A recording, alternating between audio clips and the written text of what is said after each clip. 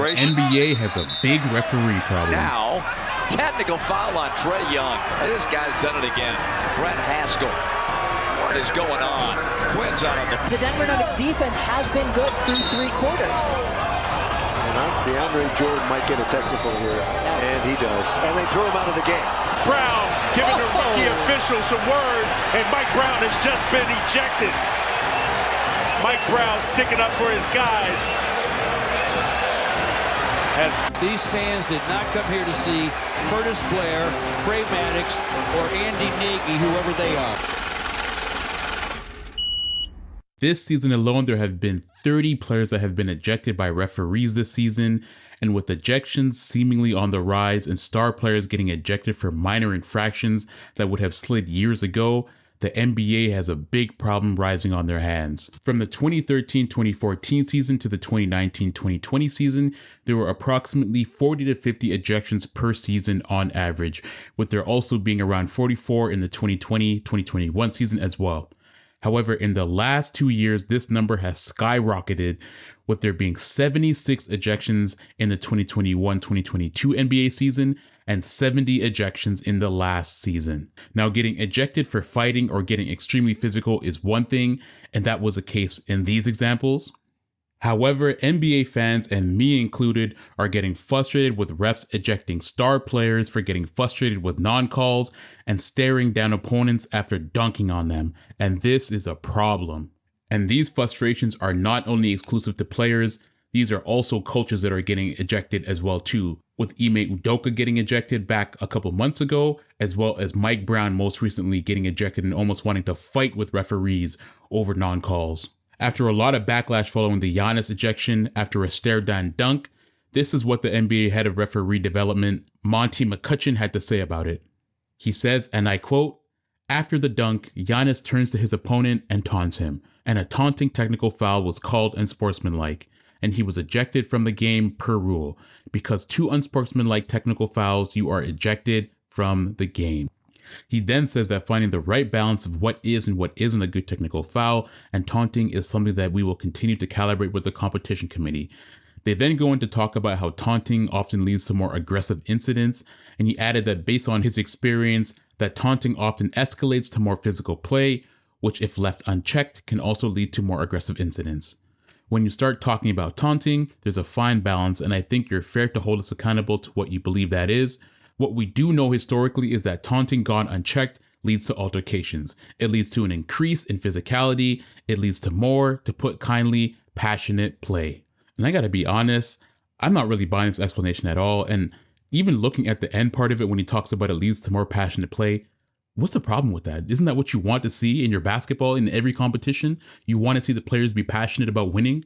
Maybe I'm speaking for myself, but no one who is paying their hard-earned cash to buy tickets to these games or to watch on TV are worried about aggressive incidents escalating. If anything, it adds the competitive edge of the past years that we saw in the 90s and the early 2000s and helps to further develop those intense rivalries that the fans love and are eager to see. And another thing, players dunking on each other and staring each other down or putting each other on posters has always been a part of the game of basketball at every single level. That's part of the showmanship of the competition. If you get dunked on, you get stared down, and you have to eat that. It's just part of the game. So the refs actively trying to take away this element of the game that has always been a large part of basketball culture is downright criminal in my opinion. And it seems like the NBA is intentionally trying to water the game down so that it comes off as less aggressive and more marketable to sponsors worldwide. But in doing that, you also lose the main reason why people became fans of the NBA in the first place. And you end up pissing off your customers who are quite literally spending billions of dollars every single year to come watch their favorite players play. Now, a former NBA champion and a 4-time All-Star Rasheed Wallace sat down with Underdog Sports recently, and he gave his opinion on the current NBA refereeing. Let's get into what he said. My thing on it is you need a storyline now. You know what I'm saying? Because here it is, like, they're ejecting some of the nicest dudes or their quote-unquote, you know, NBA darlings who they promoting this and that. Now they're getting ejected to give them this bad boy image, almost sort of like wrestling. You know what I'm saying? When you have, let's say when Shawn Michaels. When he was the good guy, everybody loved him. Then he might have, boom, whacked somebody over the head with a guitar or a chair or heel something. now. And then all of a sudden, he the bad guy and everybody booing him and he running out the arena. Well, I think that's how they trying to make it. You know, they got to have some type of other storyline because of I think the lack of entertainment with it. You know, it's all looking like, I don't know if y'all remember Nintendo 64? Y'all remember the game, Number Rebel?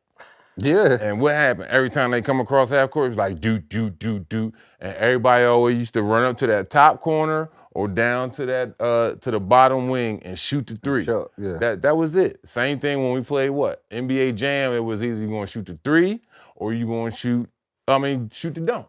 That was it. And that's how it is now. It's like, that's it. They coming across half court, 1-2 dribbles or maybe one pass and you chucking up a 40-footer. And then you got 50 of these shots happening out of the 100 and something possessions. We need something else. Come on, we need something else. We need to get people attracted. So But that's what the analytics say. You got to shoot the three. It's more than two. But so they say. Yeah, true. But the analytics is what got the game how it is now, where they got gimmicks, where they doing shit. How you not gonna call a travel call? How you gonna try to say that after I pick my dribble up, I take a side step 3 or 4 steps, it's not a travel? How if I'm hitting a Euro step where my first step I'm stepping through, but that second step I'm sliding and dragging my back foot? No, that's all travel. But they don't call it, they let it go. What is it doing? It's putting the skill set down because now you got guys working on the wrong shit.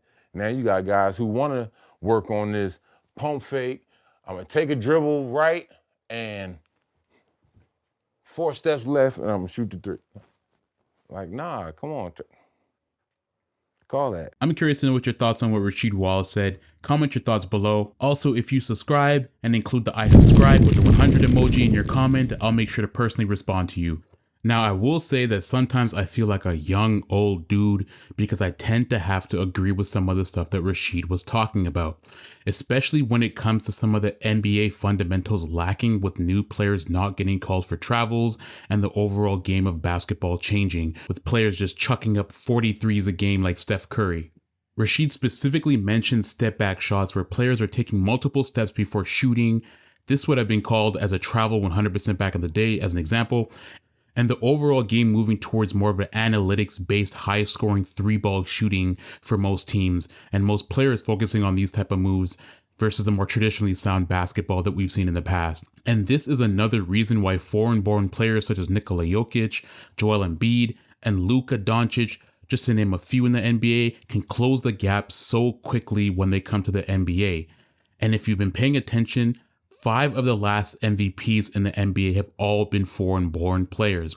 And if you've been paying attention this year as well, out of all the top 5 current NBA candidates to win MVP, literally every single one of them is a foreign-born player, with Joel Embiid, Nikola Jokic, Shai Gilgeous-Alexander, Luka Doncic, and Giannis all leading MVP odds and all being non-US born players. So let me know what you guys think. Do you think the refereeing's been bad this year? I think it's been absolutely abysmal and out of control. And I don't think I can remember a time in NBA history where literally 5 out of the top 5 MVP candidates were all non-born US players. Maybe I'm wrong. You guys let me know. I want to hear your thoughts on this as well too. Anyways, don't forget to comment your thoughts below and don't forget to like, subscribe, and turn on post notifications.